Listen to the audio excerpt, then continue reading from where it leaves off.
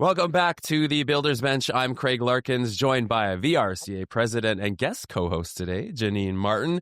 Big changes are underway at the City of Vancouver. We have new zoning tools, updated permitting systems, and a new citywide official development plan that could reshape how projects move forward. Today, we're asking what it all means for the construction industry and the people building Vancouver's future. So joining us on the bench today for the first time, we have Corey O'Kell, General Manager of Development, Buildings and Licensing for the City of Vancouver, and Josh White, General Manager of Planning, Urban Design, and Sustainability for the City of Vancouver. Welcome to the bench. Thank you for having us. Jeannine, welcome as a guest host as well. Thank you. I'm so glad to be here. Thanks for finally letting me come on the podcast, Craig. But I was just thinking it's so great to see you both. So I think it was just almost a year ago that we were at BuildX, and we sat on the stage and talked about the interesting things the city is doing. So it'll be great to have this update of how it's going. Yes, it's a continuation conversation of sorts, and it's been a very busy week in federal politics and politics in general, which of course all the ripples down to the municipalities. And I wanted to talk quickly, Josh, about the federal budget announcement. There's hyper focus on construction. It's great to see lots of investments in housing, lots of investment, billions in infrastructure investments. What is the City of Vancouver hoping to get out of all these billions of dollars being promised to municipalities? Yeah, we definitely need more direct investment from the federal government back in the non-market housing space. That level of investment during the 90s fell off a cliff, and they've been slowly starting to reinvest. And it is encouraging to see the federal government wanting to make more direct investment into non-market housing. So we definitely hope to take advantage of those programs and participate in them so that we can deliver non-market housing. And of course, the other major thing we need, all cities, but for sure the City of Vancouver, is we need infrastructure dollars that support housing and development. And again, encouraging to see more programs and investment. The devil is in the details always in terms of eligibility and the amount of dollars that needs to be spread across a very big country. But we are definitely hoping to leverage that investment to support more housing and construction in Vancouver. Josh, when you say non-market housing, are we talking about affordable housing? Yeah. So yeah, it's like you might consider social housing or affordable, like capital H, affordable housing. That's definitely a space where we need senior levels of government to invest more into. And then here in the City of Vancouver, we work with our partners at the province as well to help deliver non-market housing at that low end of the housing spectrum. Our goal is to try and deliver and facilitate housing across the entire continuum. And all of these announcements are obviously great news, as you were saying, for industry, but also for cities across Vancouver. It all ties into future plans as well. And I wanted to start with the big one for Vancouver. Vancouver's new official development plan, which a survey is happening right now for. What does it mean for the construction industry? What's the elevator pitch that you have for builders and developers listening right now in regards to the plan? I think what all builders and developers are looking for fundamentally is certainty, right? Clarity and certainty. And that's something that the official development plan certainly helps with. This is the first time the City of Vancouver has had a official development plan. It's a statutory bylaw that lays out the vision for what the city is. As we do area plans, those area plans are reflected in the official development plan. And so, for example, if a project comes forward under provincial legislation, if a project comes forward that's compliant with the official development plan, it's over 50% residential, for instance, it doesn't have a public hearing anymore. There's still a decision at council, but not a public hearing. And that's a process step that adds more certainty and clarity to the building process. Yeah. Corey, you're next up, but I have one more question about the plan. Two questions, actually. When does the plan come out? And the Village survey, the Villages survey that was just released, I believe the deadline's December 12th. The VRCA members do want to participate in the survey. What is the survey all about, and is that part of the official development plan? They're separate initiatives. Okay. Villages is one of those area plans I talked about that's really crucial to implementing the vision of the official development plan. So the villages are 25 areas across the city. 17 are being done through this program. 3 were already done through our recent Rupert Renfrew area plan. And that it's one of 6 neighborhood types in the city. These are areas with, it might have a small amount of local retail. The idea is to grow those community hubs, enable more opportunities for housing, within about a 5-minute walk of that hub, up to 6 stories. So what it does is provide more housing opportunity. It provides an opportunity for more people to live and have those amenities, those commercial amenities and services close to home, public spaces, walkable community throughout more of Vancouver through these 25 villages. And so we're out with a survey and public engagement on a draft for that villages plan. And that villages plan will come forward about mid next year for council approval. And that will provide more housing opportunities. That'll come alongside city-initiated rezonings so that there's a streamlined permitting process so that more housing could be delivered across Vancouver. And then its relationship to the official development plan, which will be coming to council in March for consideration. Something like the villages will end up getting reflected in the official development plan once it's done. Again, reflecting the vision of what we're developing in the city of Vancouver. And is the villages plan, is this modeled after any other communities, Josh, or like maybe it's a melding of many ideas? Yeah, the Vancouver plan, which we did in 2022, laid out these neighborhood types. Villages were really modeled after those great neighborhoods we have in Vancouver, where you have lots of shops and services. They're very walkable. There's a mix of housing, and what it really is about is making that type of community more prevalent throughout more of Vancouver, which also helps provide more housing opportunities. It allows people to age in place, move from their single detached home to maybe another form of housing as they move through their life stages.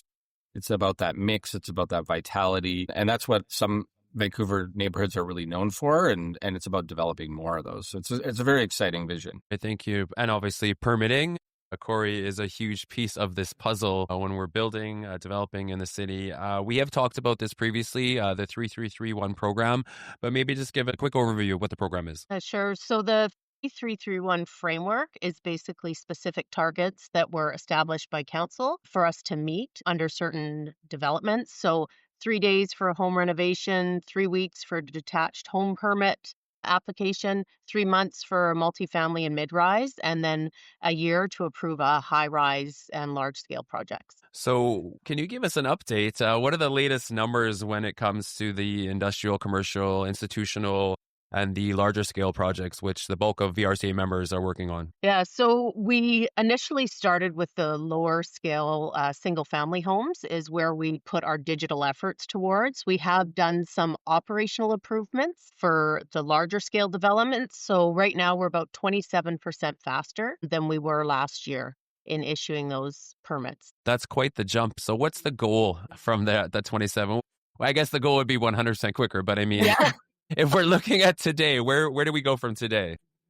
Well, I would say that a lot of work that Josh's team has been doing around pre-zoning of areas. So in the Cambie Broadway corridor, we'll see an improvement to those permits being issued faster because we're removing the rezoning piece. And so the timeline that it would take to rezone, now they can come directly to permitting and their development permit stage. May slightly increase the development permit timeline because we'll be doing more things through the permit, but definitely eliminates that rezoning up front. I was just going to say, as Craig would tell you at the VRCA, we love a good dashboard of metrics and how we're performing. And I love the way you guys are doing that because I think it puts a lot of clarity on what you're working on. So thank you for that. Josh, you coined a term that has stuck with me since one of our previous conversations, and that was buckets of activity. I use it all the time. I love it. Since all these buckets of activity have been going on at the city, I live in Kitsilano. There are rezoning signs going up everywhere. It's so great to see.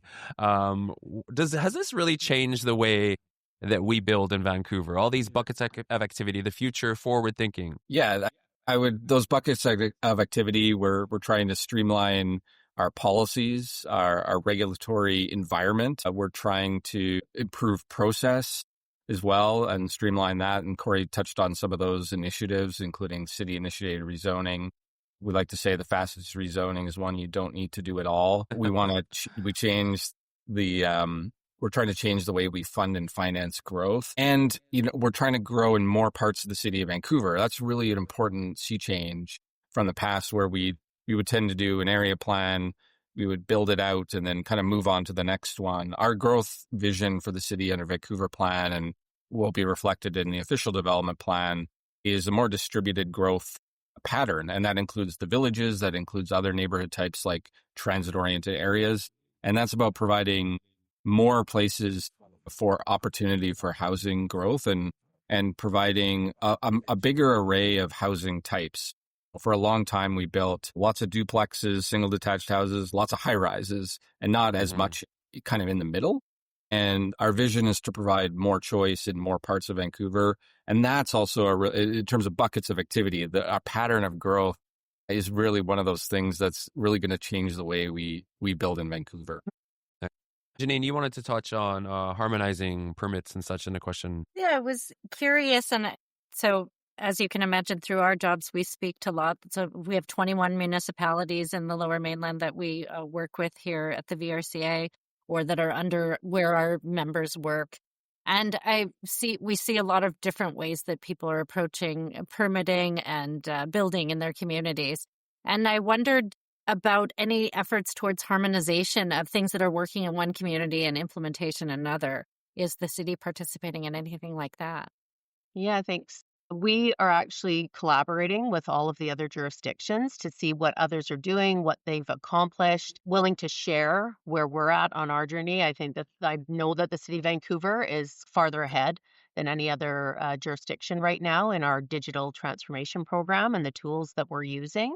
So we do sit at a table with other jurisdictions to share that information and talk about some of the challenges and how we can overcome those more broadly. It seems like I have one more question. There's such a momentum behind what you're doing at the city right now in both departments and just overall, and just seeing the rezoning signs and such. So on a personal note, Josh and Corey, how does it feel when you're driving around the city? You're part of this push and this momentum and this new energy that's happening in the city. How does it feel to kind of just step outside the office and see that happening, Josh? I mean, I really enjoy coming to work every day.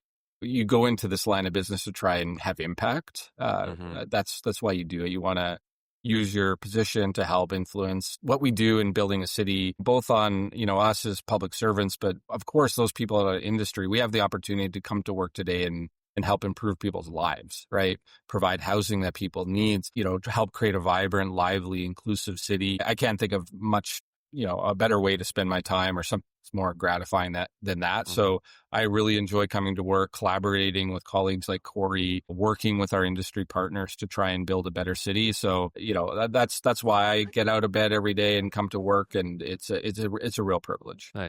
Corey, same question. A lot of the same things. I grew up in Vancouver, so it is special to me to be able to work and see our city grow and change over time. Being able to see families and people that I grew up with now be able to stay in our city because of all the work that Josh's team's doing, that our team is doing to try and get things built faster and more affordable for those people that want to stay in the city. I've never left. Vancouver, I feel, is the best place to live and be, and I want others to be able to experience that as well. Any final remarks, Jeannine? I loved the way Josh and Corey talked about, I think, often when I talk about construction, I talk about the pride I feel advocating for such a worthwhile community that is building community, that is such, it's the economic fabric of everything that we do. And so I really resonate with your remarks, and it makes me so happy that you feel that way about it also. I think we are lucky people where we can love what we do every day. For sure. And we definitely have a long way to go, but we'll go further if we have that spirit of working and understanding that we're all in this together. And that's the outlook we try and have at the City of Vancouver. Nice sentiment to end on. I will quickly point out as well, we will include links to any of the surveys that are active right now when we do publish the podcast. So we encourage everyone to participate. And of course, VRCA, 1,000+ member companies. We are here ready to build. So if you are listening, do participate in those surveys and reach out if you're looking for more information.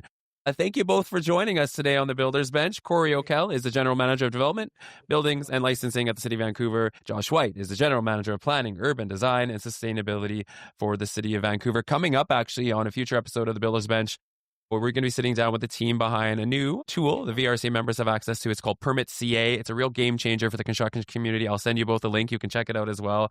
It gives you early access to building and development permits so you can connect, pitch, and close before tenders hit the market. Check it out, permitsca.com. That's it for this episode of The Builder's Bench. I'm Craig Larkins, along with my guest host, VRCA President Jeannine Martin. Thanks for listening. You can find past episodes on VRCA's website and our YouTube channel. Thank you very much. Thank you. Thanks.